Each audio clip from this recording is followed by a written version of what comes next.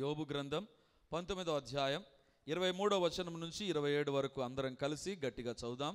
మన Bibles open చేసి దేవుడు తన యొక్క వాక్యాన్ని మనకు అనుగ్రహించుండగా భయభక్తులతో మనం చదువుదాం. యోబు గ్రంథం 19వ అధ్యాయం 23వ వచనం. నా మాటలు వ్రాయబడవలనని నేనెంతో కోరుచున్నాను, అవి గ్రంథములో వ్రాయబడవలనని నేనెంతో కోరుచున్నాను.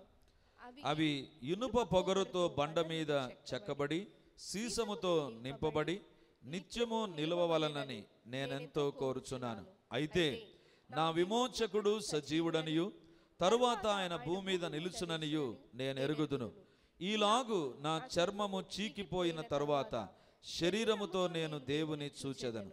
నా మట్టుకు నేనే చూచెదను, మరి ఎవరునూ కాదు. నేనే కన్నులారా ఆయనను చూచెదను. నాలో నా అంతరింద్రియములు కృషించుచున్నవి. దేవునికి స్తోత్రం. ఈరోజు దేవుడు యోబు గ్రంథంలో ఉండేటువంటి ఒక మాట ద్వారా 19వ అధ్యాయం 25వ వచనంలో ఉండేటువంటి ఒక మాట ద్వారా ప్రభు మనతో మాట్లాడాలని కోరుతూ ఉంటున్నాడు. ఈ యొక్క యోబు గ్రంథము చరిత్రకారులు చెప్తారు, బైబిల్ పండితులు చెప్తారు, బైబిల్లో ఉండేటువంటి ప్రతి పుస్తకము కంటే పురాతనమైనటువంటి పుస్తకం. ఆదికాండం మొదలుకొని తర్వాత ప్రకటన గ్రంథం వరకు ఉండేటువంటి 66 గ్రంథాల్లో it is the oldest book అండి, పురాతనమైనటువంటి గ్రంథం, అన్నిటికంటే మొదట రాయబడింది అని నమ్ముతారు. రెండవదిగా దీని యొక్క ఆథర్ ఎవరో కూడా ఎవరికి తెలియదండి. యోబు గ్రంథం అని యోబుని గురించి వ్రాయబడిన దాన్ని బట్టి దానికి పేరు పెట్టారే కానీ దీని యొక్క ఆథర్ ఎవరు అనేటువంటిది ఎగ్జాక్ట్గా ఎవరికి తెలియదు. కొంతమంది ఊహించుకొని చెబుతారు యోబు అని, ఒకవేళ ఉండొచ్చు ఉండకపోవచ్చు, but there is no clear cut evidence in the Bible. రెండవదిగా ఈ యొక్క యోబు గ్రంథంలో ఉండేటువంటి గొప్పతనం ఏంటంటే సర్వోన్నతుడైనటువంటి దేవుడు మానవుని యొక్క జీవితంలో ఏ రకంగా పనిచేస్తాడు. సర్వోన్నతుడైన దేవుడే ఆయన, అత్యున్నత సింహాసనం పొందు ఆసీనుడైనటువంటి దేవుడే. కానీ మానవ జీవితాల్లో, కుటుంబాలలో, శరీరాలలో దేవుడు ఏ రకంగా పనిచేస్తాడు అనేటువంటి అద్భుతమైన వివరణ ఇచ్చేటువంటి గ్రంథము యోబు గ్రంథం అండి. అద్భుతమైన వివరణ ఇచ్చేటువంటి గ్రంథం. మరి ఈ యోబు గ్రంథంలో ఈ 19వ అధ్యాయం 25వ వచనంలో యోబు పలికినటువంటి మాట, ఈ అధ్యాయం అంతా కూడా యోబు యొక్క డైలాగ్సే మనం చూస్తాం, యోబు యొక్క మాటలే మనం చూస్తాం. ఈ యోబు గ్రంథం 19వ అధ్యాయం 25వ వచనంలో యోబు పలికినటువంటి మాట అంటే దేవుని ఆత్మచేత నింపబడి యేసు ప్రభుని గురించే పలికినటువంటి మాట, పరిశుద్ధాత్మ నడిపింపులో ప్రవచనాత్మకంగా చెప్పబడినటువంటి మాట యోబు పలికినటువంటి మాట. అయితే నా విమోచకుడు, అయితే నా విమోచకుడు, నా విమోచకుడు. దేవుని బిడ్డలారా, ఈ మాటను ఈరోజు మనము ధ్యానం చేయబోతున్నాం. నా విమోచకుడు, నా విమోచకుడు. అంతకుముందు ఏ యొక్క పరిస్థితుల మధ్య యోబు ఈ మాట అన్నాడు అనేటువంటిది మనం గమనిస్తే, అతని యొక్క కుమారులు ఒకే ఒక రోజు మొత్తం ఎంతమంది ఉన్నారో కుమారులు కుమార్తెలు చనిపోతారు, ఆస్తి తొలగిపోతుంది, భయంకరమైనటువంటి వ్యాధి అతని శరీరంలోనికి వస్తుంది, అతడు అందరికీ దూరం అయిపోతాడు, చివరికి తన భార్య కూడా అసహించుకునేటువంటి పరిస్థితి. తనకు 3 స్నేహితులు, ఆ 3 స్నేహితులు అతని దగ్గరికి వచ్చి చూచి బాధపడి సంతాపాన్ని వెలబుచ్చినటువంటి వారు ఆ తర్వాత మెల్లిగా యోబుకు వ్యతిరేకంగా మాట్లాడడం ప్రారంభించారు. యోబుకు వ్యతిరేకంగా యోబు జీవితాన్ని వాళ్ళు కొంచెం అనుమానించారు, యోబు యొక్క భక్తి జీవితాన్ని వాళ్ళు అనుమానించారు, యోబు యొక్క జీవితంలో పాపం ఉందేమో అని వాళ్ళు అనుమానించారు, యోబుకు వ్యతిరేకంగా వాళ్ళు మాట్లాడడం ప్రారంభించారు. దేవుని బిడ్డలారా, ఆయా సందర్భాలలో మనల్ని అర్థం చేసుకోవలసిన వారు, మన దగ్గర ఉండేటువంటి వారు మనకు వ్యతిరేకంగా మాట్లాడినప్పుడు అది భరించడం చాలా కష్టమండి. యోబు జీవితంలో 4వ అధ్యాయం నుంచి 23వ అధ్యాయం వరకు ఇలాంటి ఆటుపోటుల మాటలే వింటూ వచ్చాడు.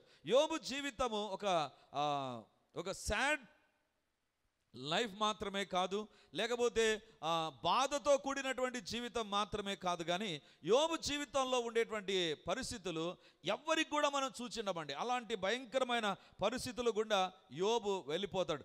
చివరికి తన దగ్గర పనిచేసేవారు ఎప్పుడెప్పుడు ఈయన దగ్గర నుంచి వెళ్ళిపోదాం, ఎందుకంటే ఈయనకు ఆస్తి పోయింది, అంతస్తు పోయింది, పిల్లలు లేరు, జీవితం ఈ రకంగా మారిపోయింది అని బాధపడి వాళ్ళు వెళ్ళిపోలేదు. కానీ ఎక్కడ ఈయన దగ్గర ఇట్లే పని చేస్తూ ఉంటే మాకు కూడా ఈ వ్యాధి వస్తుందని వెళ్ళిపోయినటువంటి పని వాళ్ళు కూడా ఉన్నారు. ఇలాంటి పరిస్థితుల మధ్య యోబు అంటున్నాడు, అయితే నా విమోచకుడు. అంటే తన జీవితంలో అందరూ దూరం అవుతూ ఉండగా, అందరూ అతన్ని దూరం పెడుతూ ఉండగా, అందరికీ అతడు అసహ్యంగా మారుతూ ఉండగా, అందరూ అతని చిన్నచూపు చూస్తూ ఉండగా, అందరూ అతని జీవితంలో ఏ పాపం ఉందో అని వేలెత్తి చూపుతూ ఉండగా, ఆ పరిస్థితులలో యోబు పలికేటువంటి మాట, in spite of all these things but my redeemer, అయితే నా విమోచకుడు. అంటే ఇక్కడ ఏమంటున్నాడంటే అందరూ వదిలిపెట్టిపోతుంటున్నారు, అందరూ వదిలిపెట్టిపోతుండగా ఐఎమ్ ఆల్ అలోన్ అని నాకు అనిపిస్తూ ఉంది, నేను ఒంటరి వాడను అని అనిపిస్తుంది, ఒంటరి వ్యక్తిగా ఉంటున్నానే అనిపిస్తుంది. డబ్బు ఉన్నప్పుడు అందరూ వచ్చారు, పిల్లలు ఉన్నప్పుడు అందరూ వచ్చారు. ప్రతిరోజు యోబు ఇంటిలో విందు జరిగేటువంటిదంట, ప్రతిరోజు. అంత రిచ్ పర్సన్ యోబు, ప్రతిరోజు విందు. మనము ఆదివారం విందు చేసుకోవాలంటేనే కష్టం, కానీ యోబు ఇంటిలో ప్రతిరోజు విందు జరిగేటువంటిది. అంతగా ఎంజాయ్ చేసేటువంటి కుటుంబం ఒక్కసారి డౌన్ టు ద ఎర్త్ అయిపోయినప్పుడు, అంటే పూర్తిగా వారి జీవితాలు పడిపోయినప్పుడు యోబు అంటున్నాడు, అందరూ నన్ను విడిచిపోయారు. డబ్బు, ఆస్తి, అంతస్తు, పిల్లలు, భార్య, స్నేహితులు, పనివారు అందరూ విడిచిపోయినప్పుడు యోబు అంటున్నాడు, ఐఎమ్ నాట్ అలోన్, నేను ఒంటరి వాడిని కాదు, అయితే నా విమోచకుడు, అయితే నా విమోచకుడు. దేవుని బిడ్డలారా, ఈ విమోచకుడు అనేటువంటి మాటనే ఈరోజు ప్రభు మన ఎదుట ఉంచాలని కోరుతుంటున్నాడు. ఈరోజు మనం ధ్యానించేటువంటి అంశం ఏంటంటే, భయపడకు, నీ విమోచకుడు సజీవుడు. మనల్ని విమోచించే దేవుడు ఎవరు తెలుసా? సజీవుడైనటువంటి దేవుడు. అంటే చనిపోయినటువంటి తరువాత జీవితంలో సహాయం అనేటువంటిది చనిపోయిన వ్యక్తి ద్వారా కానీ ఏమాత్రం రాదండి. ఒకవేళ రాజీవ్ గాంధీ గారు సంతకం చేసినటువంటి ఖాళీ చెక్ మీకు దొరికిందనుకో, ఎవరు కూడా ఎగిరి గంతేయ్యారు. ఎందుకు తెలుసా? ఆ రాజీవ్ గాంధీ లేడు, ఆ సంతకానికి విలువ ఉండదు, ఆ చెక్కు కూడా విలువ ఉండదు. అతడు సంతకం చేసిన ఎంటీ చెక్ దొరికినా కూడా అతడు లేడు కాబట్టి విలువ అనేటువంటిది ఆ చెక్కు కూడా లేదు, ఆ సంతకానికి లేదు. Of course he's a great prime minister of India, భారతదేశానికి గొప్ప ప్రధానమంత్రి. కానీ అతడు ఇప్పుడు లేడు కాబట్టి అతని ద్వారా నాకు రావాల్సిన దీవెనలు ఏవి కూడా రావు. దేవుని బిడ్డలారా, కానీ యోబు అంటున్నాడు, అందరూ నన్ను విడిచిపోతూ ఉండగా నా విమోచకుడు. అసలు ఈ విమోచకుడు అనేటువంటి పదాన్నే నేను మాటికి చదువుతూ, అసలు దీని మీనింగ్ ఏంటి? విమోచకుడు అంటే విమోచించేవాడైనా, అంతేనా? తెలుగు బైబిల్లో ఒకే ఒక అర్థం ఉంటుందండి, కానీ హీబ్రూ భాషలోనికి మనం వెళితే ఆ హీబ్రూ లాంగ్వేజ్ అనేటువంటిది చాలా పవర్ఫుల్ లాంగ్వేజ్ అండి. ఒక దానికి అవసరమైనటువంటి ఇన్ డీటెయిల్డ్ డిస్క్రిప్షన్ అనేటువంటిది మీనింగ్స్లోనే ఉంటుందండి. విమోచకుడు అనేటువంటి పదానికి 3 రకాలైనటువంటి అర్థాలు ఉంటాయి, 3 రకాలైనటువంటి అర్థాలు. ఆ అర్థాలు ఏంటో ఈరోజు ఒక్కొక్క భాగాన్ని మనం చూడబోతున్నాం. తిరిగి యోబు గ్రంథం 19వ అధ్యాయం 25వ వచనాన్ని చదువుకుందాం. అయితే నా విమోచకుడు సజీవుడనియు తరువాత ఆయన భూమి మీద నిలుచుననియు నేనెరుగుదును. యోబు పలికేటువంటి మాట, నా విమోచకుడు ఎవరంట? సజీవుడు. విమోచకుడు అంటే మొట్టమొదటి అర్థం ఏంటంటే, ఎవరైతే బానిసగా ఉన్నారో, హీబ్రూ పదంలో ఉండేటువంటి మొదటి అర్థము, ఎవరైతే బానిసలుగా ఉంటున్నారో ఆ బానిసలకు ఆ బానిసత్వం నుండి బయటికి తీసుకురానికి అవసరమైన డబ్బును కొనుక్కున్నటువంటి వ్యక్తికి ఇచ్చి బయటికి తీసుకొని రావడాన్ని విమోచన అంటారు. మరొకసారి చెప్తాను, ఒక బానిస ఉన్నాడు అనుకుందాం, ఆ బానిస అతని యజమానికి అమ్ముడుపోతాడండి. అంటే కొన్ని వేల రూపాయలకు అమ్మేస్తారు. ఇతడు జీవితాంతం, ఇతనికి పిల్లలైనా ఇతని కుటుంబమైనా అంతా నీకు బానిసగానే ఉంటారు అని అమ్మివేస్తారండి. ఆ యజమాని ఇతని కొనుక్కుంటాడు. కానీ ఇంకొక వ్యక్తి వచ్చి ఆ యజమానికి ఇతనికి ఎంతైతే డబ్బు చెల్లించాడో అంతకంటే ఎక్కువ ఇస్తేనే అతడు ఇస్తాడండి. కాబట్టి ఎవరైతే ఇస్తారో, ఇచ్చి అతన్ని విడిపిస్తారో శాశ్వతంగా, ఆ యొక్క బానిసత్వం నుంచి అతన్ని ఏమంటారంటే విమోచకుడు అంటారు. ఇప్పుడు యోబు ఏమంటున్నాడంటే, నా విమోచకుడు. దేవుడు ఎవరంట? యేసు ప్రభు ఎవరంట? యోబు జీవితంలో యోబు అంటున్నాడు, నా విమోచకుడు. దేవుని బిడ్డలారా, యేసు ప్రభువుని గురించే యోబు మాట్లాడిందండి. యోబు మాట్లాడింది యేసు ప్రభువుని గురించే. ఆయన భూమి మీద నిలుచునని నేను ఎరుగుదును, భూమి మీదికి రాబోతుంటున్నాడు అనేటువంటి సత్యాన్ని యోబు ప్రవచనాత్మకంగా చెప్పినటువంటిదే యోబు గ్రంథం 19వ అధ్యాయం 25వ వచనం.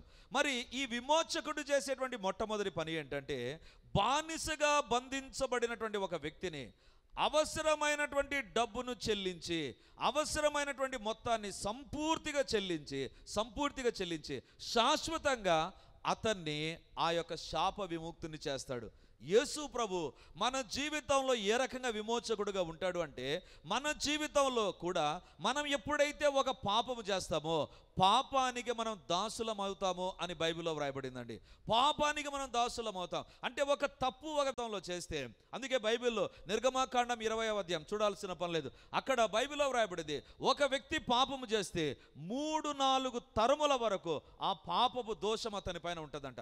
ఒక తరము 75 సంవత్సరాలు, అంతే కదండి. ఒక వ్యక్తి జీవిస్తే 70 సంవత్సరాలు, 3-4 తరములు అంటే 4 ఏళ్ళు 28, 280 సంవత్సరాలు ఒక పాపం ఒక వ్యక్తి పైన పని చేస్తుంది. అందుకే పాపం అంటే మనం భయపడాలండి. పాపానికి ఉండేటువంటి స్వభావం ఏంటంటే ఒక్కసారి ప్రవేశిస్తుంది, 100 సంవత్సరాలైనా వదిలిపెట్టదండి, 100 సంవత్సరాలైనా వదిలిపెట్టదు. అందుకే భయము నొంది పాపము చేయనటువంటి వ్యక్తులంగా మన జీవితాల్లో మనం ఉండాలని దేవుడు కోరుతూ ఉంటున్నాడు. యోబు చెప్పేటువంటి మాట, నా విమోచకుని యొక్క పవర్ ఏంటి తెలుసా? ఎవరు ఏ బంధకాల్లో ఉన్నా, సాతాను పాపం అనేటువంటి బానిసత్వంలోనికి తీసుకొని వెళ్ళినా ఆ అవసరమైనటువంటి వెలను అపవాదికి చెల్లిస్తాడండి, అపవాదికి చెల్లిస్తాడు. అందుకే బైబిల్లో మనం గమనిస్తే చూడండి, తీతుకు రాసిన పత్రిక 2వ అధ్యాయము 14వ వచనం, ఆయన సమస్తమైన దుర్నీతి నుండి ఏం చేశాడంట? మనలను విమోచించి. దుర్నీతి నుండి దేవుడు ఏం చేశాడంట? విమోచించాడు. యోబు అంటున్నాడు, నా జీవితంలో నేను ఏ పాపము చేసినా, ఒకవేళ మీరు అంటున్నారు కదా ఏ పాపము నేను చేసినా, స్నేహితులారా యోబుకు 3 ప్రాణ స్నేహితులు అండి. ఈ 3 ప్రాణ స్నేహితులు యోబును తప్పుగా అర్థం చేసుకొని యోబులో పాపం ఉందని చెబుతూ ఉంటే, అతని హేళన చేస్తూ ఉంటే, అతని ఏడిపిస్తూ ఉంటే, అతనికి లేనిపోని బాధకరమైన మాటలు పలుకుతుంటే, ఇప్పుడు యోబు అంటున్నాడు, నా విమోచకుడు ఎవరంటే, నాలో ఒకవేళ ఏ పాపం ఉన్నా ఆ సమస్తమైన దుర్నీతి నుండి నన్ను విమోచించేటువంటి విమోచకుడు. హల్లెలూయా. మన దేవుడు ఎవరు తెలుసా? ఆయన ఎందుకు విమోచకుడు అంటే, అది కూడా సజీవుడైన విమోచకుడు. ఎందుకంటే వెరీ సింపుల్ రీజన్, ఆయన సమస్తమైన దుర్నీతి నుండి మనల్ని విమోచిస్తాడంట, సమస్తమైనటువంటి పాపముల నుండి మనల్ని విమోచిస్తాడంట. దేవుని బిడ్డలారా, మన జీవితంలో ఏ పాపం మనం చేసినా, ఒకవేళ పాపం అనేటువంటిది మన పైన నేరారోపణ చేస్తూ ఉండవచ్చు, నువ్వు ఈ తప్పు చేసావు, నువ్వు చేయకూడదు, నువ్వు క్రైస్తవుడుగా ఉన్నావు, ఇది చేయకూడదు, ఇది నువ్వు చేసినటువంటి తప్పు, ఎందుకు చేసావు, చేయకుంటే బాగుండు కదా, అందుకే ఇది వచ్చిందేమో, ఈ రకమైనటువంటి నేరారోపణ మన మనస్సాక్షి కానీ మన ఎదుట ఉండేటువంటి వ్యక్తులు కానీ చేస్తూ ఉండగా దేవుని అడగాలి, ప్రభువా నీవు నా విమోచకుడవు, నన్ను పాపము నుంచి విమోచించేటువంటి విమోచకుడు. అంత మాత్రమే కాదు, సమస్తమైన దుర్నీతి నుండి మనల్ని విమోచిస్తాడంట. దేవుడు ఎట్లా కొన్నాడంట? మనల్ని విలువ పెట్టి కొన్నాడంట. ఊరికే దేవుడు శిలువ పైన చనిపోలేదండి.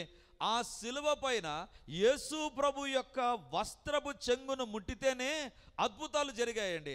ఇప్పుడు ఆ శరీరానికి అంటుకున్న వస్త్రానికి అంత పవర్ ఉంటే ఆ శరీరాన్ని మన కోసం దేవుడు అప్పగించాడు. మరి ఆ వెలకట్టలేనటువంటి త్యాగాన్ని ప్రభువు చేశాడు. అందుకే పౌలు అంటున్నాడు, క్రైస్తవుడు ఎవరు తెలుసా? పాపాలు ఒప్పుకున్నటువంటి వాడు ఎవరు తెలుసా? విలువ పెట్టి కొనబడినటువంటి వారు. యేసు ప్రభు తన ప్రాణాన్నే, తన శరీరాన్నే తనకంటే ఎక్కువగా ఎంచుకొనకుండా మనమే ఎక్కువని భావించి శిలువ పైన చనిపోయాడు. అందుకే మన జీవితాలు ఆశీర్వదించబడిన జీవితాలు, యేసు ప్రభు రక్తము ద్వారా కడగబడినటువంటి జీవితాలు. గుర్తుంచుకోండి, అవి ఎందుకు విలువలేని జీవితాలు, శాపగ్రస్తమైన జీవితాలు అంటే తరతరాలు బానిసలుగా ఉండాలి. చరిత్రలో జరిగినటువంటి ఒక సంఘటనను మెదుట నేను తీసుకురావాలని కోరుతూ ఉంటున్నాను. మీరందరూ ఒకవేళ కొంతమందికైనా తెలిసే ఉంటుంది, ఈ వ్యక్తి హిట్లర్ నాజీ పార్టీని ప్రారంభించి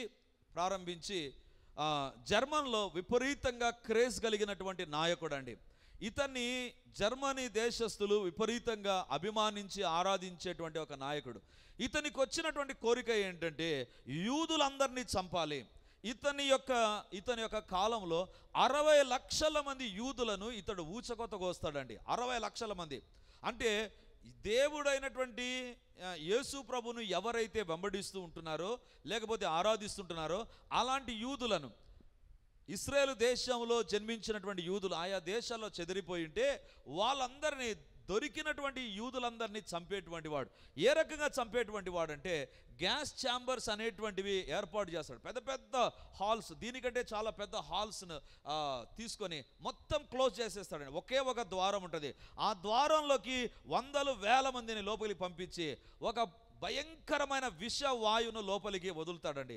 ఆ వాయువును పీల్చుకొని ప్రజలు చచ్చిపోతారు, లేదా వారిని ఆకలితో అలమటించేటువంటి జీవ శవాలుగా చేస్తారండి. అక్కడ చూస్తే భయంకరమైనటువంటి ఇమేజెస్ ఉంటాయండి. యూదులు హిట్లర్ ద్వారా చనిపోయారు, చూస్తే మనకే బాధ అవుతుంది. ఎందుకంటే శరీరానికి అస్థిపంజరం ఉన్నట్టుగా మనుషులు తయారైపోయింటారు, స్త్రీలైనా పురుషులైనా. విపరీతంగా వారిని హింసించాడు. చంపడం ఎంత దారుణంగా చంపేటువంటి వ్యక్తి, గ్యాస్ ఛాంబర్స్లో ఉంచి వాళ్ళకు తిండి పెట్టకుండా కూడా చంపేటువంటి వ్యక్తి. ఆ సందర్భంలో ఒక వ్యక్తి చరిత్రలో ఒక కార్యం చేశాడండి. ఆ వ్యక్తి ఆస్కార్ అనేటువంటి వ్యక్తి. ఈ ఆస్కార్ అనేటువంటి వ్యక్తి మంచి బిజినెస్ మ్యాన్ అండి. చాలా కోట్లకు ఆస్తి పడగలెత్తినటువంటి వ్యక్తి అండి. మంచిగా వ్యాపారం చేసేటువంటి వాడు. అన్యాయంగా ఈ యూదులందరూ ఊచకోతకు గురి అవుతుండగా, చంపబడుతుండగా, ఆస్కార్ షిండల్ అనేటువంటి ఈ వ్యక్తి ఏం చేశాడంటే ఒక తీర్మానం చేసుకున్నాడు. తన దగ్గర ఉండేటువంటి డబ్బుతో ఆ నాజీల దగ్గర ఎవరైతే యూదులు ఉంటున్నారో ఆ నాజీలు, అంటే ఆ పార్టీ పేరు నాజీ, ఆ ప్రభుత్వం పేరు నాజీ, లేకపోతే వారిని నాజీలు అంటారండి. నాజీరు కాదు, నాజీలు అంటారు. సో వాళ్ళు ఏం చేసేటువంటి వారంటే సైనికులుగా ఉంటూ వీళ్ళను హింసించేవారు. వీళ్ళను గ్యాస్ ఛాంబర్స్లోనికి తీసుకొని వెళ్ళేటువంటి వారు. ట్రైన్స్లో తీసుకొని వెళ్తారండి. ఒక పెద్ద ట్రైన్ వేసి వందల వేల మంది యూదులందరూ తీసుకొని వెళ్ళి ఆ గ్యాస్ ఛాంబర్స్లో ఉంచి ఆ యొక్క విషవాయువును వదిలేసి చంపేస్తారు. పిట్టల్లాగా చచ్చిపోతారు వాళ్ళు. పిట్టలాగా, చిన్నలు కాదు, పెద్దలు కాదు, ఆడోళ్ళు కాదు, మగవాళ్ళు కాదు, ఎవరు దొరికితే వాళ్ళని చంపేయడం అంతే. ఆ పరిస్థితుల్లో ఈయన ఏం చేసేటువంటి వాడంటే తన దగ్గర ఉండేటువంటి డబ్బు ఇచ్చి ఆ పోలీసు వాళ్ళకు చెప్పి మెల్లిగా కొంతమంది యూదులను తప్పించాడు.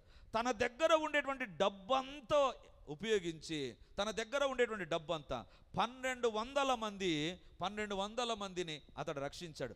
తన ఫ్యాక్టరీలో వాళ్ళను ఉంచేటువంటి వాడు 1200 మందిని అతడు ఏం చేశాడంటే తన దగ్గర ఉండేటువంటి డబ్బు ఇచ్చి వాళ్ళందరినీ రక్షించాడు. ఆయన చనిపోయిన తర్వాత ఆయన సమాధి దగ్గర ఆ 12 మంది బంధువులు వచ్చి అతనికి గౌరవాన్ని ఇస్తారండి. ఇశ్రాయేలు దేశంలో ఆయన సమాధి జర్మనీలో లేదండి. ఆయన వ్యాపారం పని చేసింది జర్మనీ. అయినా అతడు దేవుడన్నా దేవుని బిడ్డలన్నా చాలా ఇష్టం. ఆయన కోరిక ఏంటంటే నేను చనిపోయిన తర్వాత నా సమాధి ఇశ్రాయేలు దేశంలో పెట్టాలని చెప్పాడు ఈ ఆస్కార్ అనేటువంటి వ్యక్తి. ఈ వ్యక్తి యొక్క సమాధి ఇశ్రాయేలు దేశంలో ఉంది. ఇప్పటికీ యూదులు అతని సమాధి దగ్గరికి వెళ్తారు. యేసు ప్రభు సమాధి, అబ్రహాము సమాధి, దావీదు సమాధి, ఇలాంటి పరిశుద్ధ గ్రంథంలో ఉండేటువంటి భక్తుల యొక్క సమాధుల దగ్గర తర్వాత అత్యధికంగా ప్రజలు వెళ్ళే సమాధి ఇశ్రాయేలు దేశంలో ఇతని సమాధి, ఆస్కార్ అనే ఈ సమాధి దగ్గర. ఎందుకు వెళ్తారంటే వాళ్ళు ఏమంటారు తెలుసా? He is our redeemer. అతడు మమ్మల్ని ఆ యొక్క ఛాంబర్స్లోనికి వెళ్లకుండా తన డబ్బు ఇచ్చి మమ్మల్ని ఏం చేశాడు? విమోచించాడు. మేము ఈ దినాన అంటే ఆ యొక్క ప్రజల యొక్క సంతతి, వాళ్ళు ఆ 12 మంది యొక్క సంతతి, వాళ్ళు ఇశ్రాయేలు దేశానికి వచ్చి ఆయన సమాధి దగ్గర ఆయనను జ్ఞాపకం చేసుకోనికి ఆయన గౌరవాన్ని ఇస్తారు. ఎందుకంటే వాళ్ళు ఈ దినాన కుటుంబాన్ని, వ్యాపారాలను, ఆశీర్వాదాలను పొందారంటే కారణం ఏంటంటే ఒక వ్యక్తి డబ్బు చెల్లించాడు. విచిత్రం ఏంటంటే ఆస్కార్ 1200 మందినే రక్షించగలిగాడు. 1200 మందినే గ్యాస్ ఛాంబర్లోనికి పోకుండా కాపాడాడు. అంతే తప్ప సమస్త భూలోకంలో, భూప్రపంచంలో ఎంతమంది ఉన్నా సమస్త దుర్నీతి నుండి విమోచించడానికి యేసు ప్రభు అవసరమైనటువంటి డబ్బును చెల్లించాడు. చప్పట్లు కొట్టి దేవుని మహిమపరుస్తాం. మన దేవుడు చెల్లించినటువంటి విలువ ఎంత అంటే వర్ణించలేం. ప్రియమైన వారలారా, వర్ణించలేం. ఇతడు తన దగ్గర లాస్ట్కి ఇతడు ఏమైపోయాడు తెలుసా? ఎంత ఖర్చు పెట్టాడంటే ఆస్కారు తన జీవితంలో తాను బతకలేకపోయాడు, అంతగా వాళ్ళ కోసం ఖర్చు పెట్టాడు. బతికినటువంటి ఈ యూదులు అతన్ని పోషించారు. కానీ యేసు ప్రభు ఎవరు తెలుసా? నీ కోసం తన ప్రాణాన్ని ఇచ్చి విలువ పెట్టి నిన్ను సంపాదించాడు. అందుకే యోబు అంటున్నాడు, నా విమోచకుడు ఎవరు తెలుసా? చచ్చిపోయినటువంటి ఒక ఆస్కార్ కాదు నా విమోచకుడు సజీవుడైనటువంటి దేవుడు. హల్లెలూయా, హల్లెలూయా. యేసు ప్రభు ఎవరు తెలుసా? మన జీవితంలో సమస్త దుర్నీతి నుండి మనల్ని విమోచించాలని ఇష్టపడుతున్నటువంటి దేవుడు. అందుకే పౌలు అంటున్నాడు, మీరు విలువ పెట్టి కొనబడినటువంటి వారు. వాక్యం వింటున్నటువంటి దేవుని బిడ్డలారా, మీ జీవితాల్లో మీరు తప్పులు చేశారా? మీ జీవితాల్లో దేవునికి వ్యతిరేకమైన కార్యాలు చేశారా?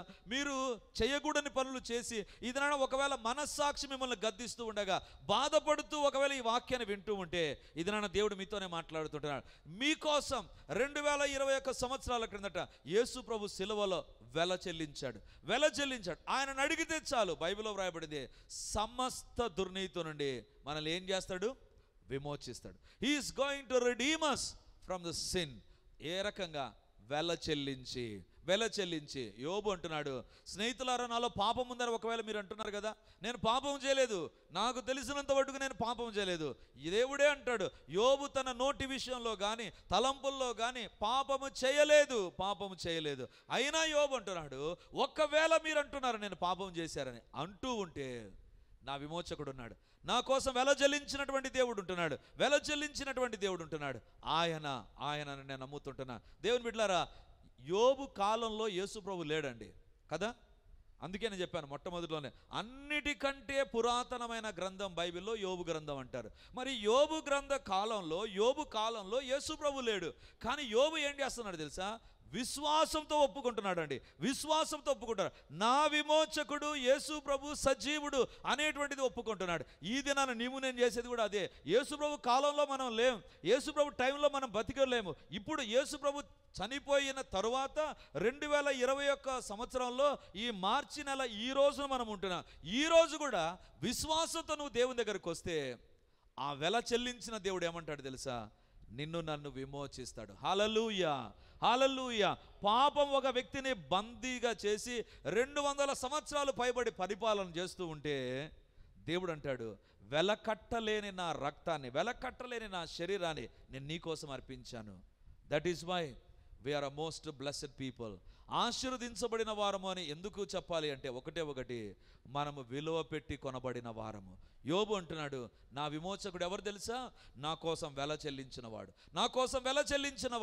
నా కోసం సంపూర్తిగా వెల చెల్లించాడు. ఇక మళ్ళీ ఏ కొదువ కూడా నేను చెల్లించాల్సిన పని లేదు, పూర్తిగా చెల్లించేశాడు, నన్ను విముక్తినిగా చేశాడు. యేసు ప్రభులో ఉండేటువంటి లక్షణం ఏంటంటే ఆయన నిన్ను విమోచిస్తాడు సమస్త దుర్నీతి నుండి.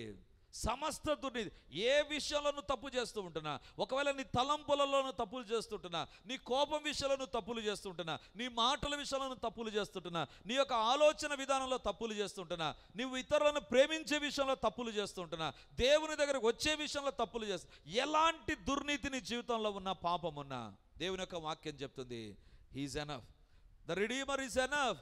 విమోచకుడు సజీవుడు. ఆ ఉద్దేశంతో మాత్రం కాదు నేను ఈ పేరు పెట్టింది, రెడీమర్ పరిచర్యలని. చాలా అర్థాలు ఉన్నాయండి విమోచకునికి.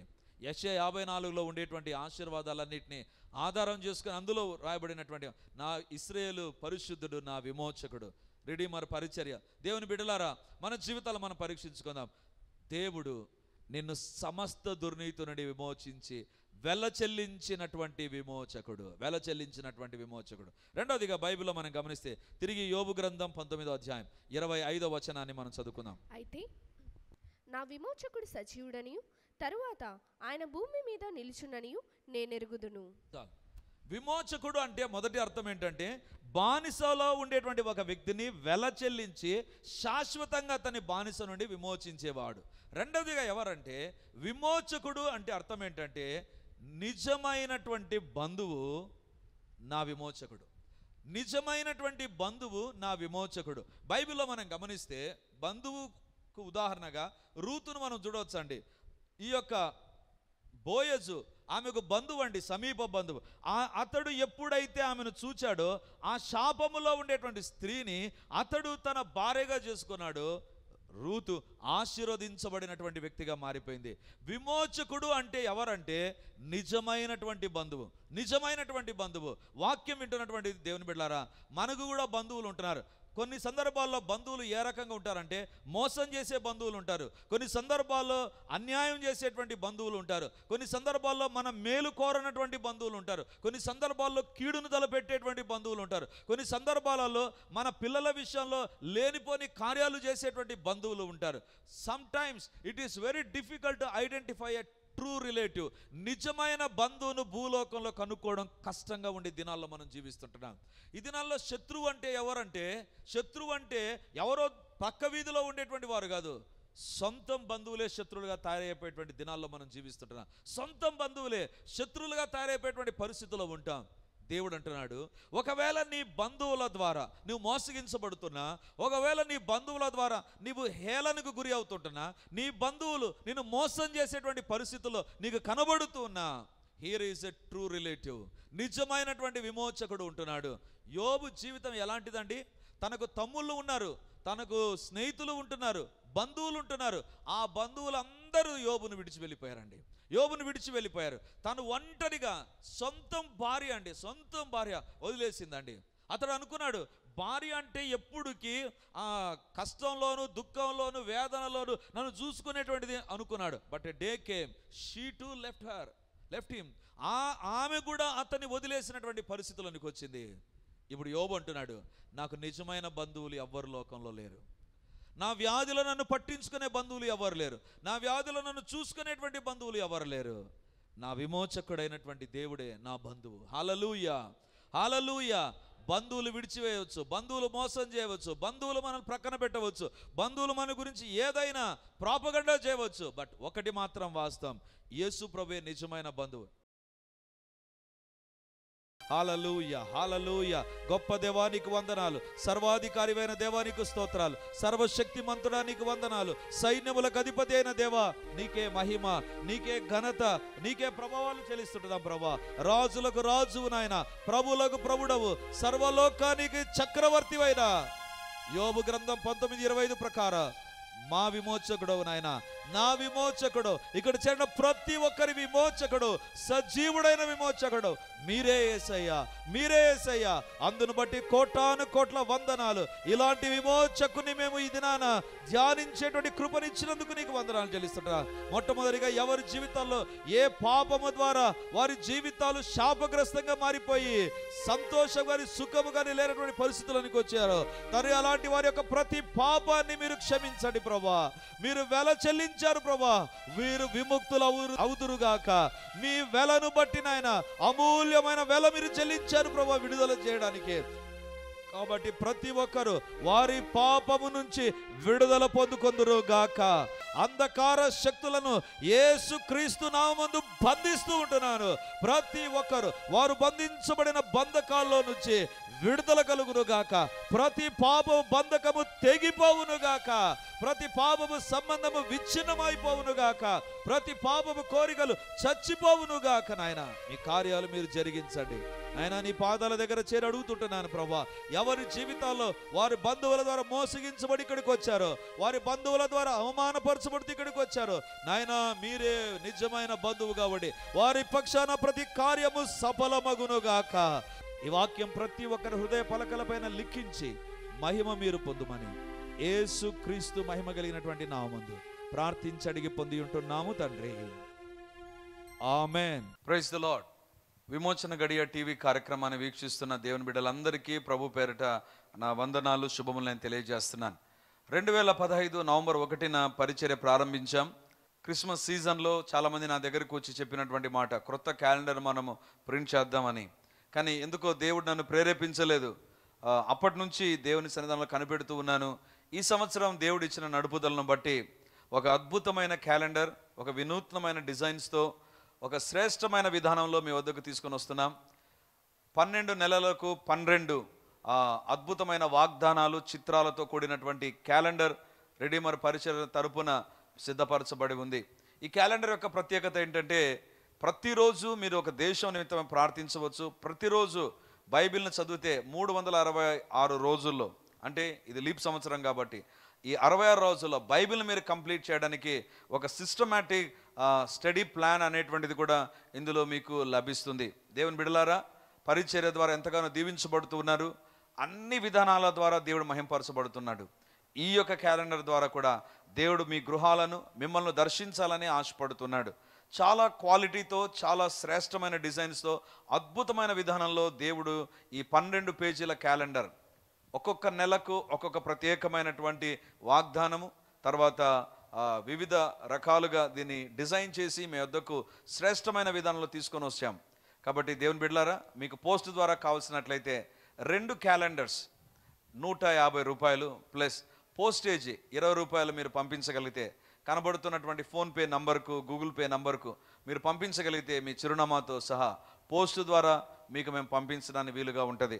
శ్రేష్టమైన ఈ క్యాలెండర్స్, కనబడుతున్నటువంటి ఈ క్యాలెండర్స్ మీరు పొంది మీరు అనేక మందికి దీవెనకరంగా ఉండినట్లుగా ఇతరులకు గిఫ్ట్ ఇవ్వడానికి కూడా ఈ క్యాలెండర్ని మీరు వాడాలని ప్రభువు నా ముందు కోరుతూ ఉన్నాను. చాలా ఖరీదైనటువంటి ప్రింటింగ్ మేము చేసాం క్వాలిటీతో, అందుకే ఆ రేటు ఉంచాల్సి వచ్చింది. ఎవరి డిజైన్స్ మేము కాపీ కొట్టలేదు, ఎవరి వాక్యాలను మేము కాపీ కొట్టలేదు. ప్రత్యేకంగా ఈ క్యాలెండర్ కోసం కొన్ని నెలల ప్రయాస తర్వాత మీ వద్దకు తీసుకొని వస్తున్నాం. దీవించబడండి. అనేకులకు ఈ క్యాలెండర్ ద్వారా ప్రభువును మీరు పరిచయం చేయాలని కోరుతూ ఉన్నా. దేవుడు మిమ్మును, మీ కుటుంబాన్ని దీవించునుగాక.